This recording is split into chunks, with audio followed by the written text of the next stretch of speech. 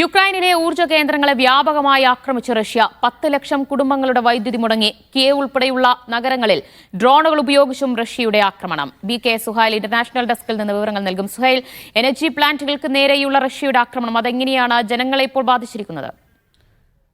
ദിവ്യ, Ukraine യുദ്ധം ആരംഭിച്ചതിന് ശേഷം ഈ ഊർജ്ജ കേന്ദ്രങ്ങളെ ലക്ഷ്യമിട്ട് നടത്തുന്ന ഏറ്റവും വലിയ ആക്രമണങ്ങളിൽ ഒന്നായി ഇത് മാറിയിരിക്കുകയാണ്. യുക്രൈനിലെ വിവിധ പ്രദേശങ്ങളിൽ ഊർജ്ജ പ്ലാന്റുകൾക്ക് നേരെയാണ് ഈ ആക്രമണം നടന്നിരിക്കുന്നത്.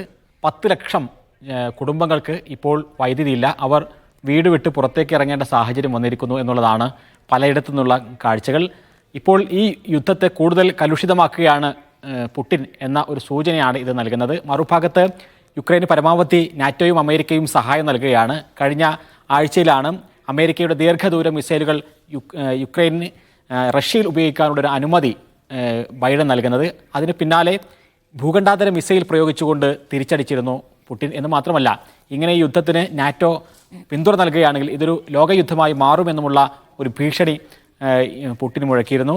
അതിനുശേഷം റഷ്യയിലേക്ക് പലതരത്തിലുള്ള ഡ്രോണുകളും മിസൈലുകളും യുക്രൈൻ അയക്കുന്ന സാഹചര്യത്തിലാണ് വൻതോതിൽ തിരിച്ചടിക്കാനുള്ള ഒരു തീരുമാനത്തിലേക്ക് വ്ളാഡിമിർ പുടിൻ എത്തുന്നത്. അതിൻ്റെ ഭാഗമായി തന്നെയാണ് ഇപ്പോൾ ഈ ആക്രമണം എന്ന് നമുക്ക് മനസ്സിലാക്കേണ്ടി വരും. എന്ന് മാത്രമല്ല, ഈ വിവിധ നഗരങ്ങളിൽ, കിയേവ് അടക്കമുള്ള വിവിധ നഗരങ്ങളിൽ ഡ്രോണുകൾ ഉപയോഗിച്ചുകൊണ്ടും ഇപ്പോൾ റഷ്യ ആക്രമണം നടത്തിയിട്ടുണ്ട്.